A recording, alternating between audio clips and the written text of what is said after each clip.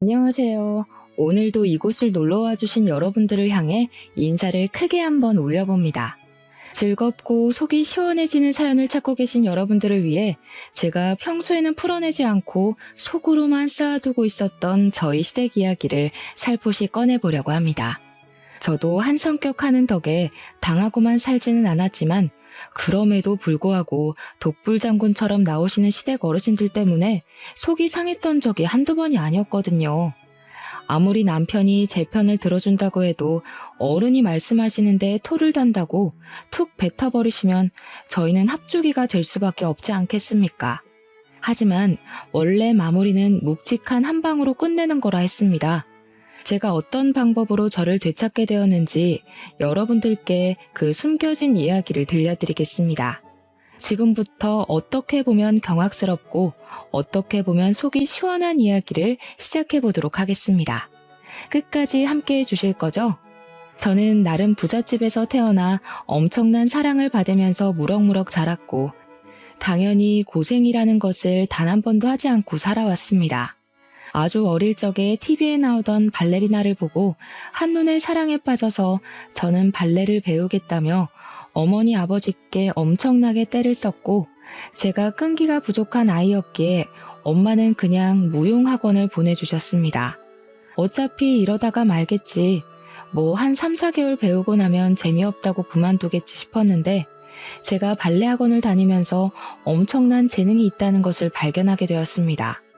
물론 엄청난 재능이라는 게 저만 가지고 있는 것은 아니니 수많은 경쟁에서 밀리기도 했지만 저는 대한민국에서 알아주는 예술중학교, 예술고등학교 무용과를 졸업했습니다. 당연한 수순으로 저는 알아주는 무용과가 있는 대학에 진학을 했고 발레가 유명한 나라인 러시아로 유학까지 다녀오게 되었습니다. 러시아 유학을 하던 도중 운이 좋게도 러시아 무용단에 입단을 하게 되어서 발레 공연을 하며 이름을 서서히 알리기 시작했습니다.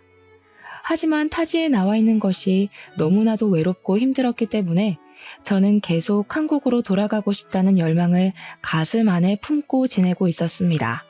제 주위에는 전부 한 가지 배역을 탐내는 동료들로 가득했기 때문에 보이지 않는 경쟁이 쉼없이 계속되었고 마음 낼 곳이 하나 없는 곳이라 너무나도 지쳐가게 되었습니다. 한국으로 돌아오기로 몇 번이나 마음을 먹었다가도 여기서 제대로 자리를 잡아야 경쟁이 치열한 국립발레단에 들어갈 수 있었으므로 참고 또 참아내게 되었죠. 그러던 도중 한국에서 온 남편을 만나게 되어 연애를 시작했고 저는 남편을 따라서 한국으로 돌아와 결혼식을 올리게 되었습니다.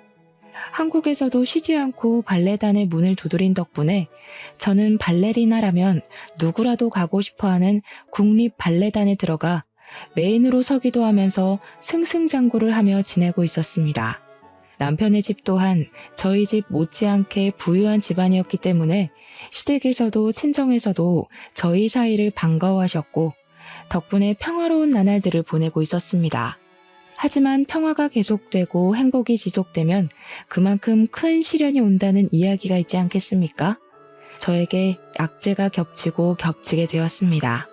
저희 아버지는 사업체를 운영하고 있었는데 분명 아무런 문제가 없었던 상품들에 문제가 생기기 시작하면서 전량 리콜 사태가 벌어지게 되었습니다. 아버지께서는 아무런 예고 없어 벌어진 일에 문제를 해결하기 위해서 잠도 제대로 주무시지 못할 정도로 바쁘게 뛰어다니기 시작하셨습니다. 하지만 공장 상황은 나아지지 않았고 아버지께서는 갑자기 떠안게 된 부채에 이리저리 돈을 빌리러 다니기 시작하셔야 했습니다. 은행에서 돈을 대출받을 수 있게 된 아버지는 1차적인 공장 부도를 넘긴 뒤 서둘러 빚을 갚기 위해 신제품을 출시하게 되었습니다. 그런데 그 물건에서도 문제가 발생되는 바람에 또다시 한바탕 피바람이 불기 시작했습니다. 공정 과정에서 문제가 발생되어 버린 것입니다. 신제품은 드라이기였는데 불이 난다는 신고가 접수가 되면서 고객센터가 난리가 나게 되었고 결국 뉴스까지 소개가 되면서 소비자들이 물건을 사용하지 않게 되었습니다. 폭발 사고가 날 뻔해서 아주 큰일이 나는 줄 알았다. 전선이 합선이 되어서 감전이 되는 줄 알았다 하는 고객들의 말도 안 되는 인터뷰까지 고스란히 전파를 타게 되었습니다. 물론 불꽃이 일어나서 드라이기 작동이 멈춘 일은 있었지만 폭발이라든지 합선에 대한 일은 신고 접수된 부분이 없었습니다. 하지만 사람들은 자극적인 것에만 집중을 하기 시작했고 당연하게도 아버지의 사업은 한순간에 쓰러지게 되었습니다. 정말 치사하게도 은행에서는 아버지의 사업이 크게 무너져 내리기 시작하니까 투자금을 회수하겠다면서 이자까지 한 번에 갚아달라고 아버지를 옥죄기 시작했습니다. 아버지는 갑자기 들어온 투자금 회수 압박에 정신을 차리지 못하셨고 잠시 자포자기한 틈을 타 부도까지 맞이하게 되었습니다. 부도에서 끝이 났더라면 다행인데 양심적으로 회사를 운영하셨던 아버지께서는 오랜 시간 함께 일한 직원들이 한 푼도 받지 못하고 실직하게 되는 것을 그냥 보지 못하셨습니다. 공장 부도로 인해서 축소되었던 직원들의 특근비와 퇴직금, 그리고 월급까지 챙겨주시는 바람에 아버지는 쓸데없는 빚까지 더 지게 됐습니다. 아버지께서는 일이 이렇게 된 부분에 있어서 다시 한번 조사를 하기 시작하셨고 혼자서 갖은 무시를 다 당하시면서도 꿋꿋하게 진상을 밝히길 원하셨습니다. 결과적으로 아버지 밑에 계시던 임원 중 한 분이 거래 대금을 중간에서 횡령을 했던 게 가장 큰 이유였다는 것이 밝혀졌습니다. 공장을 계약하는 과정에서 뒷돈을 챙겼으며 단가보다 훨씬 저렴하게 물건을 뽑아내야 했기에 하자가 있었다는 것을 알게 되었습니다. 아버지께서 모든 걸 알게 되었을 때는 그 임원은 이미 해외로 도망을 간 뒤였고 흔적을 지우고 사라진 탓에 아버지가 모든 빚을 떠안게 되었습니다. 정원에 딸려 있어서 봄이 되면 꽃이 피고 여름이 되면 열매가 맺히고 가을에는 단풍이 지던 저희 집은 한순간에 낡아빠진 빌라로 변해버리게 되었습니다. 한평생을 전업주부로 사셨던 어머니께서는 바뀌어버린 환경에 적응을 하시느라 꽤 고생을 하셨습니다. 그 빌라조차도 사실은 저와 남편이 갑자기 벌어진 일에 놀라서 급하게 얻어들인 빌라였습니다. 빚쟁이들은 어떻게 알았는지 제 계좌까지 정지를 걸겠다면서 협박을 하기 시작했고 저에게 돈을 갚으라고 난리를 피우기 시작했습니다. 저는 그 스트레스로 인해 잠도 제대로 자지 못했습니다. 이 모든 일이 결혼 후 1년 만에 생긴 일이라 저는 귀한 우리 며느리에게 눈에 가시인 며느리로 전략하고 말았습니다. 집안이 꽤 이름 있는 작은 가전들을 만들어내는 사업을 하고 있었기에 본인 아들이 제 덕을 좀 볼 수 있겠거니 하고 생각을 했었는데 집이 갑자기 망해버렸으니까요. 저에게 할 줄 아는 거라고는 춤추는 거밖에 없는데 앞으로 그 빚을 갚아내며 어떻게 먹고 살 거냐면서 무시를 하기 시작하셨습니다. 저는 솔직히 어안이 벙벙했죠. 결혼할 당시만 하더라도 우리 며느리가 알아주는 발레리나다, 복덩어리다 하시던 분들이 집이 무너져 내리니까 완전히 달라진 태도를 고수하셨으니까요. 시부모님께서 그런 이중성을 보여주실 거라고는 생각도 못했었기 때문에 저는 반전 영화를 본 것 마냥 놀랐습니다. 하지만 그런 시련을 겪는 중임에도 불구하고 우리 남편이 정말 사랑으로 저를 감싸 안아주고 든든하게 저를 지켜주었다는 것입니다. 제가 스트레스로 잠을 이루지 못할 때마다 옆에서 뜬 눈으로 이야기를 나눠주며 제가 겪은 아픔을, 힘듦을 보듬어 주려고 노력해 주었기에 저는 남편을 의지하며 버텨낼 수 있었습니다.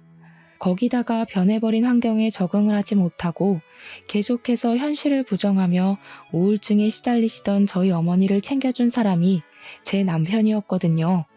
저는 그런 남편에게 자극을 받아 다시 일어설 수 있었고 공연에 매진하여 하루빨리 아버지의 빚을 덜어드리고 싶은 마음뿐이었습니다. 제가 열심히 노력하는 거에 비해 성과가 미미하던 어느 날 저는 인생에서 가장 불행한 경험을 하게 되었습니다.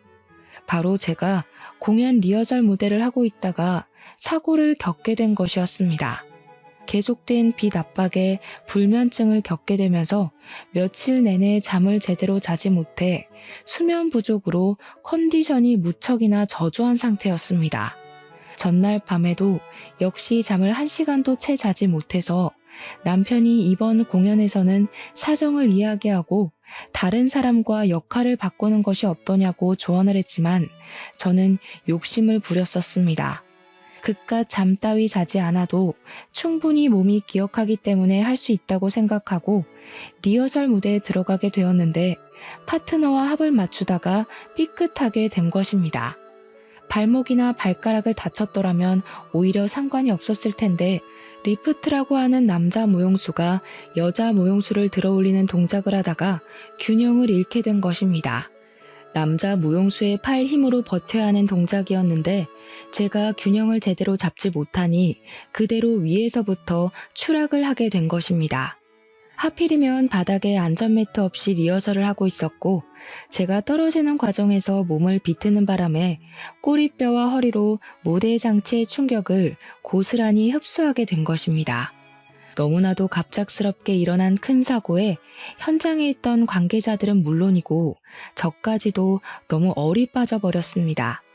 안전장치만 있었어도 이렇게 크게 다칠 일은 아니었는데 본 공연처럼 이루어지는 리허설이었기 때문에 저는 그대로 일어나지 못하고 들것에 실려 대학병원으로 이송되었습니다. 긴급 수술이 필요하다는 의사의 말에 공연은 당연히 다른 배우가 서게 되었고 저는 허리와 꼬리뼈를 재건하는 수술을 받게 되었습니다. 보통은 리프트 동작을 하다가 낙하 사고를 당해도 그 정도까지 다치지는 않는데 제가 스트레스로 인해 살이 너무나도 빠져있는 상태였었죠. 누워있는 상태로 허리를 비틀며 떨어진 탓에 꼬리뼈 부분이 정통으로 충격을 받게 된 것입니다. 허리는 살짝 금이 간 정도였지만 꼬리뼈가 좋지 못한 상태로 부러진 탓에 저는 수술 후에도 재수술이 필요하다는 소견을 받게 되었고 재활치료도 받아야 한다고 했습니다. 그래도 무용하는 데는 문제가 없겠지 하며 혼자 긍정적으로 생각을 했지만 재활치료도 1년 이상 걸린다는 말에 점점 불안한 마음을 가지게 되었습니다. 2차례의 수술 끝에 3개월이 지나고 나서 첫 재활훈련에 들어가게 되었는데 그때까지도 저는 제대로 걷질 못해서 휠체어를 타고 이동을 해야 했습니다. 당연히 제 모습을 보고 부모님께서는 하염없이 눈물만 흘리셨죠. 그 오랜 시간 무용을 하면서 이렇게까지 다쳤던 적이 단 한 번도 없었으니까요. 반면 시댁에서는 난리가 나도 그렇게 난리가 날 수 없었습니다. 이대로 못 걷는 건 아니냐, 무용도 더 이상 못하는 것 아니냐고요. 거기다가 가진 게 하나도 없는 인간인데 몸뚱어리까지 병신되면 우리 아들이 수발을 들어야 하는 거 아니냐, 그 꼴 못 본다고 상처를 주셨습니다. 마지막으로 병문안을 오신 것도 제가 2차 수술을 마친 직후였는데 제가 눈을 뜨자마자 혀를 끌끌 차면서 마음에 드는 게 하나도 없다고 하시고는 가버리셨습니다. 시댁에서는 남편을 붙잡고 진지하게 이혼을 하라고, 저러다가 진짜로 못 걷게 되면 어떻게 하려고 하냐며 닥달을 하셨다고 하더라고요. 하지만 남편은 그런 시부모님에게 정색을 하고는 어떻게 아픈 사람을 두고 이혼하라는 말을 할 수 있냐면서 화를 냈다고 했습니다. 평생의 반려자로 생각하는 사람이 아프면 그럴수록 자기가 더 힘이 되어 주어야 하는 것 아니냐고요. 제가 설사 무용을 2번 다시 하지 못한다고 해도 우리 부부가 먹고 사는 데엔 아무 문제도 없다면서 시부모에게 2번 다시 그런 말을 꺼내지 말라고 했습니다. 돈이 많으면 베풀면서 살아야 하는 게 세상의 순리고 우리 와이프 재활하는데 도움을 줄 생각을 해야지. 2분 다 너무하신 거 아닙니까? 어떻게 사람이 한순간에 무너지자마자 이혼을 하라는 이야기를 아무렇지도 않게 하실 수가 있어요. 반대로 제가 지금 우리 와이프와 같은 상황이라면 부모님께서는 그런 수모를 겪고도 2다리 뻗고 주무실 수 있을 것 같습니까? 시부모는 그 말에 아무런 대답도 못 하셨다고 해요. 물론 우리 남편이 아깝긴 아깝죠. 남편은 제약회사 신약개발연구실에서 일을 하는 사람이었는데 능력이 참으로 출중한 사람이었습니다. 저랑 러시아에서 만나게 되었을 시점에도 러시아에 있는 제약회사 연구실에 1년간 파견 근무를 왔다가 우연히 저를 만나게 되어 연애를 시작한 것이었습니다. 우리 남편은 연봉도 꽤 높은 사람이었고 사실 제가 일을 하지 못한다고 해서 먹고 사는 것에 큰 지장이 생길 만한 상황 자체는 아니었습니다.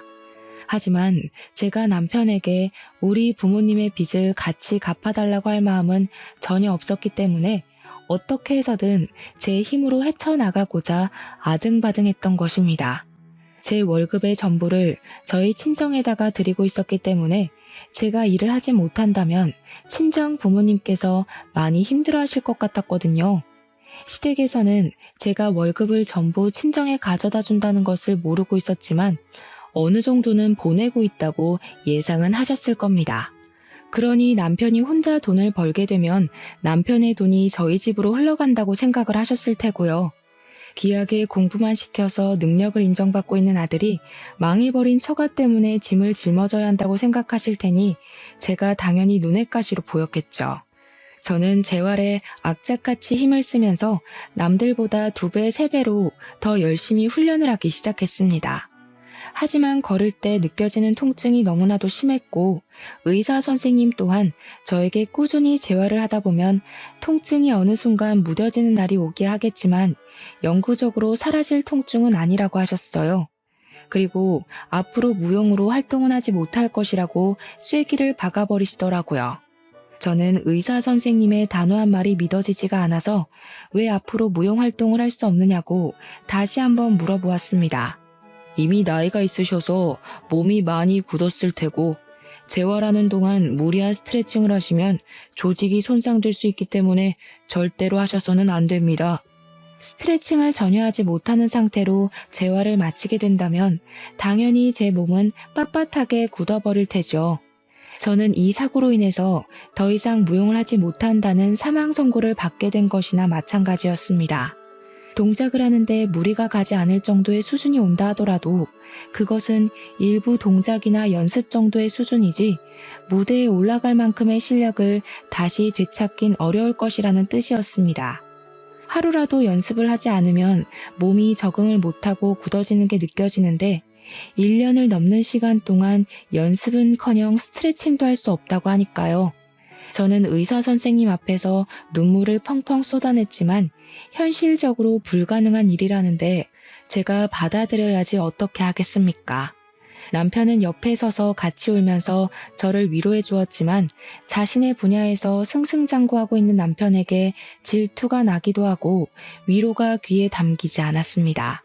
거기다가 우리 남편이 저에게 프로포즈할 때 제가 점프를 뛸 때마다 나비 한 마리를 보는 기분이라고 너무 멋있다고 하면서 프로포즈를 했었거든요. 이제 더 이상 나비처럼 뛸 수 없는 몸이 되었으니 남편의 마음이 변하진 않을까 생각하게 되면서 점점 불안증은 커지기 시작했습니다. 제가 불안해한다는 걸 남편도 느낀 것인지 그 뒤로 매일같이 저에게 어떤 모습을 하고 있던 저를 사랑할 거라고 믿음을 주었습니다. 제가 지쳐서 포기를 하고 싶다고 할 때에도 역시 저는 할 수 있는 사람이라고 용기를 주었고요. 저는 불안했던 마음이 점차 열리고 옅어지면서 남편의 말을 완벽하게 신뢰하게 되었고 결과적으로 저희 2사람의 사이는 돈독해지게 되었습니다. 저는 1년 2개월이라는 시간을 오로지 재활에만 쏟아부었어요. 33살의 나이에 다시 무용이 하고 싶다는 열망을 감추지 못하고 오디션을 보러 가게 되었습니다. 사고 이후 처음으로 보는 오디션이었기에 가슴이 너무 떨려서 잠도 제대로 자지 못했고 그런 저를 남편이 옆에서 지켜보겠다고 응원을 해주었습니다. 오디션장에서 음악에 맞춰 동작을 하는데 살아 숨쉬는 느낌이 들었지만 제 몸이 제 마음처럼 따라주지 않는다는 것 또한 느끼게 되었습니다. 당연히 떨어지겠구나 하는 생각을 하면서도 오기가 생겨서 한 곡을 모두 마치게 되었지만 결과는 역시 예상한 대로 탈락이었습니다. 30대 중반으로 가고 있는 저와 20대 초중반의 젊은 친구들의 차이가 어마어마했고요. 제 실력 자체가 예전과 비교했을 때 정말 형편없는 수준이었거든요. 저는 오디션을 보고 왔다는 것 자체로도 동기부여가 되어서 세상을 향해 한 발짝 내딛는 것 같은 기분이 들었습니다. 하지만 시댁에서는 저에게 허튼 짓을 하지 말라고 지금이라도 공부를 해서 공무원이라도 해보라고 압박을 주기 시작했습니다. 공무원이라는 게 말처럼 쉽게 할 수 있는 일이 아니지 않겠습니까? 애들 장난을 하는 것도 아니고 말만 뱉으면 다 되는 건 아니지 않습니까? 당연히 저는 시댁에 거절의 의사를 밝혔는데 시모가 저에게 큰 소리를 치시더라고요. 그러면 그거마저 하지 않으면 평생 우리 아들한테 기생해서 살 거야? 제가 무슨 벌레인가요, 어머님? 기생이라뇨. 제가 다치고 싶어서 다친 것도 아닌데 그때부터 지금까지 정말 너무하시네요. 말이라도 수고했다고 못해주세요. 저도 재활치료하느라 힘들었어요. 이대로 걷지도 못하게 될까봐 불안해서 잠도 못 잤다고요. 아유, 드세다 드세. 어디 시어머니한테 말 대답을 하니? 너 우리 아들한테도 그렇게 이야기하고 쥐잡듯이 잡는 건 아니지? 시모는 그냥 모든 것이 마음에 안 든다는 식으로 말씀을 하셨고 저는 그런 시모를 무시하기 시작했습니다. 어차피 남편 앞에서는 한마디도 못하시는 분들이었기에 시모와 통화를 하든 시댁에 가든 저는 남편 옆에서 떨어지지 않았습니다. 그러니 시모도 저에게 잔소리를 하지 못했고 저에게 상처 주는 행동도 하지 못하셨습니다. 처음부터 이렇게 해야 했는데 제가 너무 뒤늦게 한 거죠. 사실 저희 남편에게는 형이 하나 여동생이 하나 있는데요. 아주버님은 정말 무뚝뚝하고 자기 일 이외에는 신경을 쓰지 않는 사람이라 가족들에게까지 관심을 두고 계시는 분들이 아니었습니다. 시부모님께서 저에게 잔소리를 하고 화를 내셔도 아주버님은 들리지도 않는 건지 세상 무심하게 자기 할 일만 하시는 분이었는데 신우는 차원이 다른 사람이었습니다. 얼마나 여우 같은 사람이었냐면 제가 발레리나로 인터뷰도 하고 주인공도 맡을 시절에는 콩고물을 얻어먹을 게 없나 싶어서 저에게 알랑방귀를 끼면서 들러붙었었거든요. 제 공연에 부르지도 않았는데 비싼 티켓 값을 내고 찾아와서는 꽃다발을 주겠다며 대기실에 들어와 괜찮은 사람 있나 없나 주변을 살피는 그런 사람이었습니다. 그러다가 마음에 드는 사람이라도 발견하면 동료 무용수들을 소개해달라고 하면서 아양은 다 떨고 저에게 친한 척을 다 했습니다. 그러다 제가 사고로 인해서 무용단은커녕 집에서 우울하게 지내고 있으니까 아무짝에도 쓸모가 없다며 시모와 함께 무시를 하기 시작하더군요. 언니, 근데 무용하다 보면 막 신체도 서로 부딪히고 딴 마음도 먹게 되고 그러지 않나? 그거 바람 아냐? 언니 솔직하게 말해봐. 같이 작품하다가 정분난 남자 무용수들도 있지? 결혼한 이후에도 있는 거 아니야? 어머머! 신우, 무식해 보이니까 어디 가서 그런 소리 절대 하지 마세요. 아셨죠?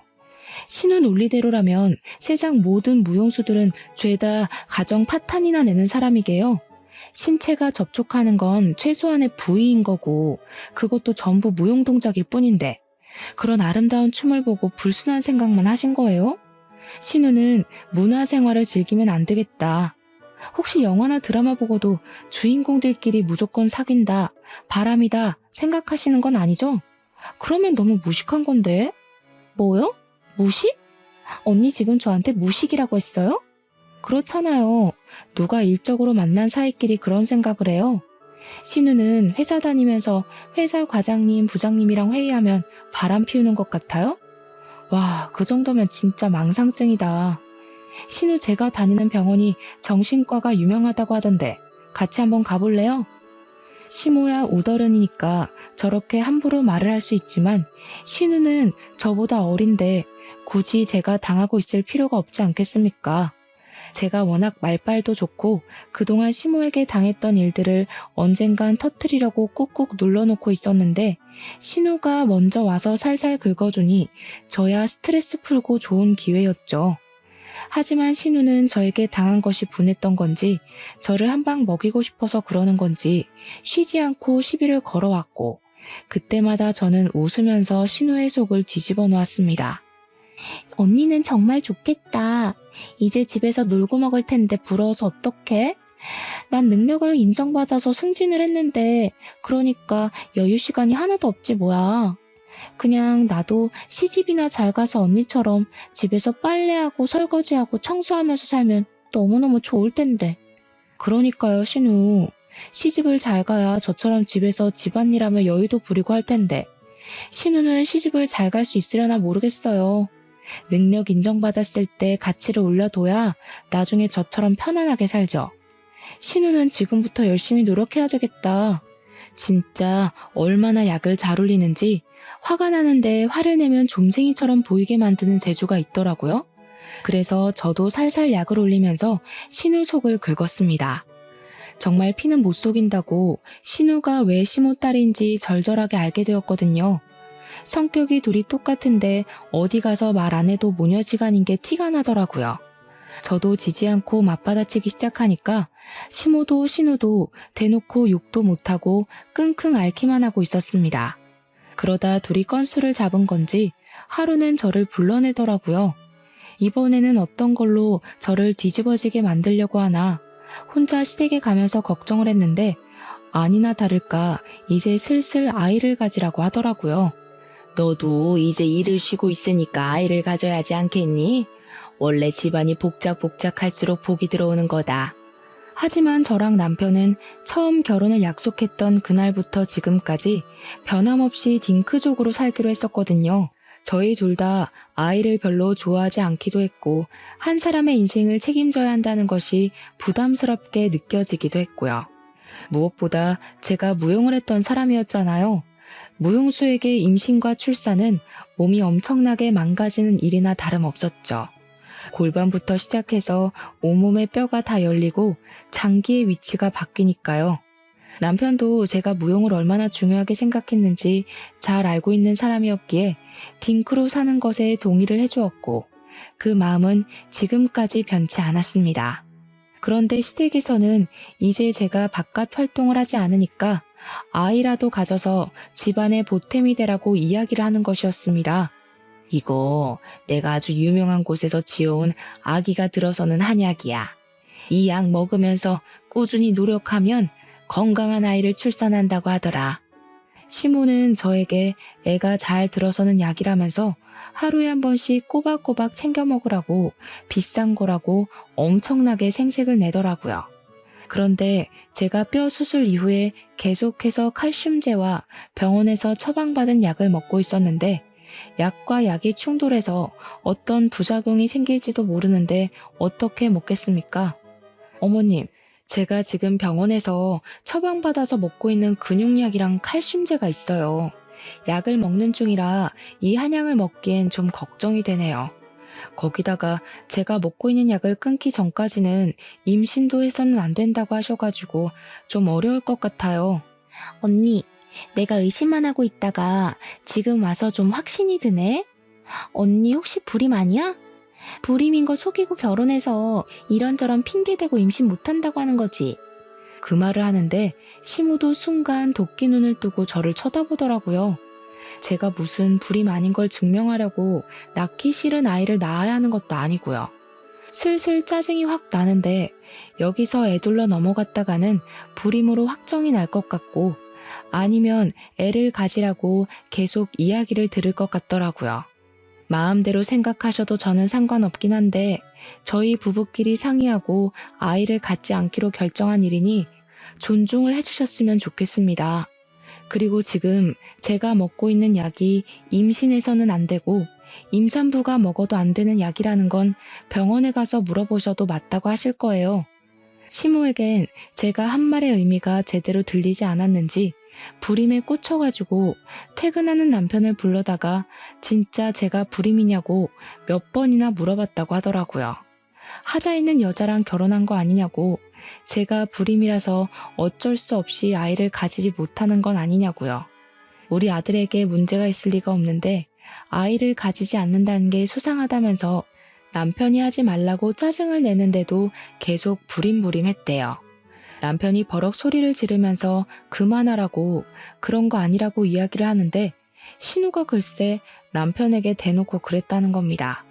제가 무용을 한답시고 러시아에 유학도 다녀오고 남자 무용수들이랑 들러붙어서 춤을 추고 하는데 몸을 함부로 써서 임신을 못하는 거 아니냐고요. 정말 선 넘은 발언이었죠. 남편이 그 말에 눈이 완전히 돌아버려서 신우의 뺨을 가차없이 날렸다네요. 얼굴이 짝소리와 함께 돌아간 신우는 순둥이 같던 남편이 자기 얼굴을 쳤다는 거에 충격을 받았고 시모도 너무 놀라서 악소리도 내지 못했대요. 남편이 씩씩거리면서 신우한테 삿대질을 하면서 경고를 했다고 합니다. 왜 우리 와이프한테 문제가 있을 거라고 생각해? 내가 불임이야, 내가 애를 가지지 못해서 우리가 딩크족으로 살기로 협의를 본 거라고. 너 한 번만 더 너네 새언니에 대해서 그딴 소리 퍼뜨리고 다녀봐. 그 다음부터는 뺨으로 안 끝나. 말이 끝나기 무섭게 신우가 뺨을 부여잡고 아프다고 엉엉 울기 시작했대요. 얼마나 세게 쳤는지 손가락이 그대로 남았다고 하더라고요. 시모도 애는 왜 때리냐며 남편한테 한 소리를 했다고 하는데 남편은 시모에게도 지지 않고 형이 있는데 대를 왜 자기가 이어야 하냐고 사자후를 내뱉었대요. 남편은 저랑 둘이서 평생 행복하게 사는 게 꿈이라고 가족관계에 왈가왈부하지 말라면서 시모가 저에게 주려고 했던 한약을 다 버렸대요. 하나하나 포장된 약을 가위로 다 뜯어서 싱크대에 부어버리니까 시모가 그게 얼마짜리인 줄 알고 버리는 거냐고 악을 썼다네요. 남편은 얼마짜리인지가 뭐가 중요하냐, 맥을 짚어서 개인에게 맞춘 약도 아닌 걸 보면 공장에서 찍어낸 거나 다름없을 거라고 한 소리 하고요. 2번 다신 이런 거 보내지도 말라면서 다음에 또 이런 일이 있으면 그때는 집도 이사가고 번호도 바꿔버릴 거라고 도리어 협박을 한 거죠. 남편이 제가 없는 자리에서 한바탕 난리를 친 덕분에 시모도 신우도 한동안은 저에게 연락도 하지 않고 속도 뒤집어 놓지 않더라고요. 그날 집을 나오는 남편이 눈을 부라리면서 전화하지 마! 라고 외친 덕분이라며 저한테 잘했지 하는데 잘했다 해줬습니다. 근데 시댁에서 그 난장판을 피우는데 아주버님도 자리에 계셨다고 하더라고요. 자기 여동생이 뺨 맞고 시모가 바락바락 소리를 지르는데도 눈 하나 깜빡 안 하더래요. 남편이 집에 간다고 나오니까 그제야 잘 가라고 인사 한마디 한 게 끝이라는데 그 이야기를 듣고 아주버님도 진짜 대단하다 싶었죠 뭐. 그렇게 평화로운 시간을 보내던 도중에 저와 함께 같이 공연을 했던 무용 선배에게서 오랜만에 연락이 왔습니다. 제가 살고 있는 동네에 무용학원을 열게 되었는데 제가 일을 하지 않고 있다는 소식을 들었다면서 강사로 일을 해볼 생각 없냐고 물어보더라고요. 꾸준한 재활을 통해서 공연을 2-3시간 올리는 것은 무리가 있지만 웬만한 동작은 다 할 수 있었기에 냉큼 하겠다고 답장을 보냈습니다. 무용과는 더 이상 인연이 닿지 않을 거라 생각했는데 다시 할 수 있다고 생각을 하니 가슴이 무척이나 두근거렸습니다. 거기다가 부모님의 빚을 갚는 것에 도움을 드릴 수 있다고 생각하니 기뻤고요. 제가 다시 일을 시작했다는 소식이 시댁에도 들어간 건지 시모가 볼멘 소리로 우리 아들 밥은 누가 챙기냐 하는 소리를 듣긴 했어요. 물론 무시했습니다. 시모의 말 한마디 한마디에 반응을 해주면 오히려 더 발작하시며 달려드시더라고요. 수술해서 요양하는 동안 집에 붙어 있으면서 집안일을 좀 하는 것 같길래 한시름 털었더니 또 일을 하겠다고? 그거 얼마나 번다고. 우리 아들 밥 차려주는 게 더 중요하지. 우리 아들이 돈도 잘 버는데 굳이 일을 하겠다는 이유가 뭐야? 너 설마 사돈댁에 돈 갖다 바치니? 우리 아들이 벌어온 돈도 사돈댁 빚 갚는 데 쓰고 있는 건 아니지? 제가 그냥 한 귀로 듣고 한 귀로 흘리면서 네 아니요로만 일관을 하니까 시모가 엄청나게 답답했었나 봅니다. 고부간의 갈등은 저희 둘에게서 끝이 났어야 했는데 저희 부모님께 전화를 해서 시모가 엄청나게 답답했었나 봅니다. 고부간의 갈등은 저희 둘에게서 끝이 났어야 했는데 글쎄 저희 부모님께 전화를 해서 시모가 이 정신나간 소리를 한 게 아니겠습니까? 사돈댁이 망한 것도 속상해 죽겠는데 우리 아들 돈으로 빚 갚는데 보태고 있냐고 말입니다. 저희 부모님께서도 그 말을 듣고 속상하셨는지 저에게 돈을 보내지 않아도 된다고 본인들이 스스로 갚을 테니 걱정 말라고 하시는데 제가 너무 열이 받아서 참지 못하겠더라고요. 남편에게 이야기를 하고 시댁에 찾아가서 뒤집어 엎었습니다. 지금 우리 부모님께 전화해서 뭐라고 하셨다고요? 우리 아들 돈으로 빚을 갚네 마네. 우리 집 빚 갚는데 남편 돈 한 푼도 들어간 거 없습니다. 제가 벌어서 제 돈으로 갚아드리겠다는데 어머님이 왜 참견하세요? 나중에 어머님도 폭삭 망하면 제 돈 쓸 생각 하나도 하지 마세요. 지금 어머님께서 먼저 선 넘으신 거니까 저도 절대로 가만히 있지 않겠습니다. 제가 와다다 큰 소리로 쏟아내니까 시모도 당황했는지 아무 말도 못 하시더라고요. 그날 이후 냉전 상태에 돌입해서 시댁의 발길을 한 6개월 정도 끄는 것 같았습니다. 그런데 정말 황당한 소식을 듣게 된 거죠. 아주버님께서 상견례를 했다는 겁니다. 저랑 남편만 빼고요. 아주버님이 남편에게 전화를 해서는 왜 우리 부부는 상견례에 오지 않은 거냐고 물어봤다는데 뭘 알아야 가죠. 들은 게 없어서 못 갔다고 했습니다. 그렇게 기막혀 하고 있는데 신우가 저한테 전화를 해서는 또 속을 뒤집는 게 아니겠습니까? 언니, 이제 큰일 났다. 첫째 올키로 올 사람이 어마어마한 능력자라서 우리 엄마 아빠 둘 다 뿅 갔잖아. 나이가 40이 좀 넘은 게 흠이긴 한데 논문이며 연구 실적이며 국내 탑을 찍고 있는 사람이라네. 엄청난 과학자래. 대학 교수도 하고 있고. 우리 엄마 완전 신나서 동네방네 자랑하고 다녀. 뉴스에도 나오고 신문에도 나온다고. 작은 오빠도 알고 있던데. 유명한 사람이라고. 그게 왜 저한테 큰일 날 일이죠? 우리 엄마랑 죽도 잘 맞더라고. 언닌 이제 첫째 올케 눈치까지 보면서 지내야 할걸? 알고 보니 아주버님이랑 형님 사이를 주선한 게 신우더라고요. 신우의 회사에 자문으로 온 형님께 들러붙어서 친하게 지내다가 아주버님이랑 소개팅을 시켜준 것이었습니다. 신우도 승진을 하려면 백이 든든해야 한다고 형님에게 들러붙었던 건데 가족으로 묶이게 되었으니 자기 뒷배를 봐줄 사람이 생겼다고 엄청나게 신이 난 것이죠. 저희 부부 없이 진행된 상견례 이후 결혼 날짜가 확정이 되고 좋든 싫든 가족으로 엮이게 되었으니 형님을 소개해주겠다고 결혼식 며칠 전에서야 저희 부부를 부르더라고요. 그네는 말이야, 조실부모하고 힘들게 자랐음에도 불구하고 자기 일을 어찌나 똑부러지게 하는지 걱정이 하나도 없어. 망한 사돈보다야 차라리 없는 게 낫다는 걸 이제서야 알게 되었다니까. 그 말에 남편이 빈정이 확 상했는지 벌떡 일어나서 집에 가자고, 여기 더 있어봐야 좋은 소리도 듣지 못할 텐데 하더라고요. 그래도 인사는 하고 가야 하지 않겠냐고. 저도 기분이 팍팍 상했지만 형님 되실 분의 얼굴을 보면서 억지로 웃으면서 안녕하세요 하고 인사를 했습니다. 그런데 형님 되실 분이 제 얼굴을 너무 빤히 쳐다보는 게 아니겠습니까? 눈 한번 깜빡거리지 않고 제 얼굴을 뚫어지게 보더라고요. 시모가 제 욕을 얼마나 했으면 이렇게 무례하게 인사도 받아주지 않고 제 얼굴을 보는 걸까 싶어서 고개를 돌리려고 하는데 제 손을 딱 잡는 겁니다. 혹시 김철현 사장님 따님인 김혜나 씨 맞으세요? 네. 저희 아버지를 어떻게 아세요? 아니, 어떻게 이런 인연이. 김철현 사장님은 잘 지내고 계세요? 제 은인이나 다름없는 분이세요. 시부모도 아주버님도 신우까지도 모두 궁금해하면서 형님을 바라보자 형님이 이야기를 하기 시작하셨거든요. 저희 아버지께서 사업을 한창 열심히 하실 때 부유할수록 남에게 도움을 주면서 살아야 한다고 하셨었거든요. 보육원에서 제대로 된 교육을 받지 못함에도 불구하고 똑똑한 아이들을 위해 후원을 하시고 사교육도 시켜주시고 대학 등록금까지 지원을 하셨었습니다. 형님께서 자신이 거기에 선발이 되어서 공부만 할 수 있게 많은 지원을 받았던 학생이라고, 덕분에 돈 걱정 없이 정말 제대로 된 교육을 받았다고 하시는 겁니다. 본인에게는 은인이자 부모님 같은 분이라는 거예요. 자기가 대학원을 졸업하고 해외 프로그램에 선발이 되면서 연구실에 가게 되었는데 그 타이밍에 저희 집이 부도가 난 거죠.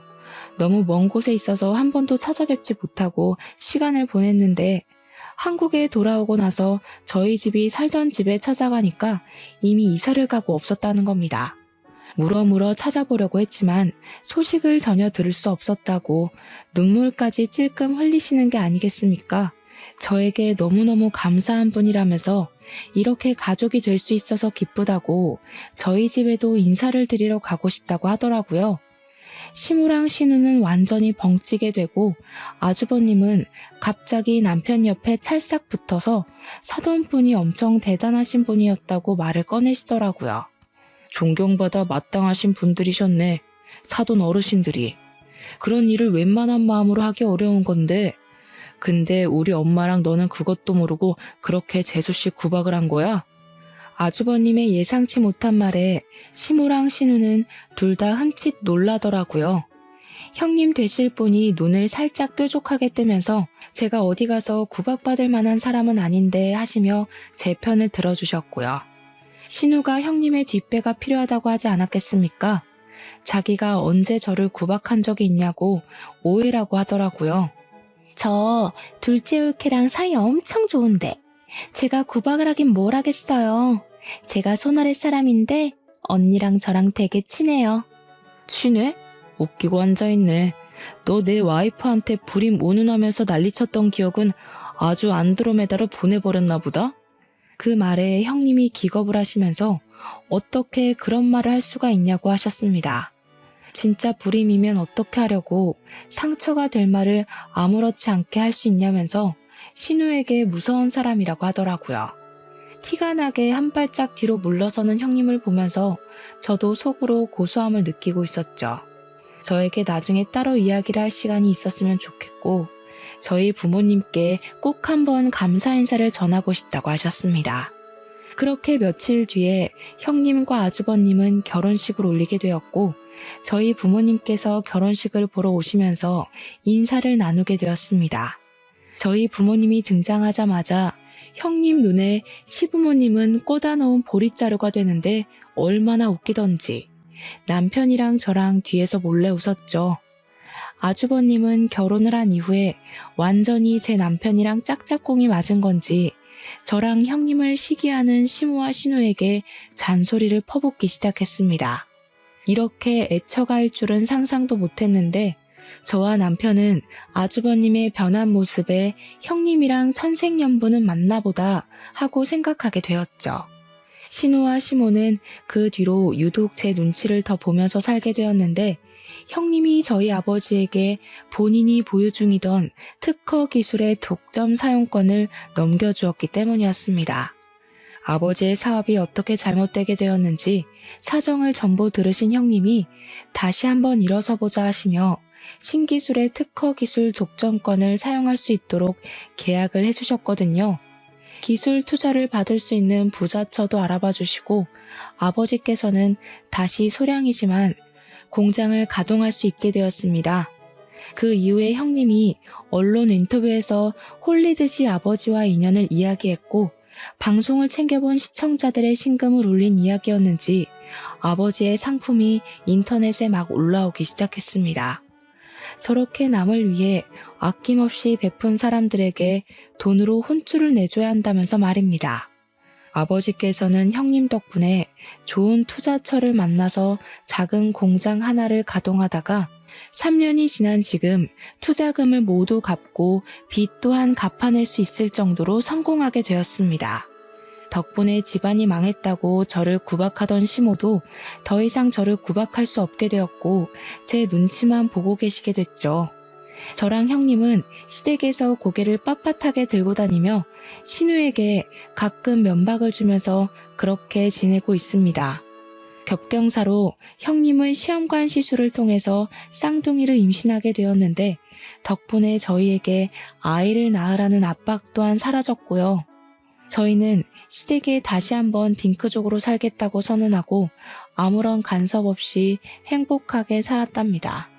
비온 뒤에 땅이 굳는 것처럼 단단하게 저와 남편 앞으로도 건강하게 살겠습니다. 끝으로 제 사연을 들어주신 여러분 정말로 감사드립니다.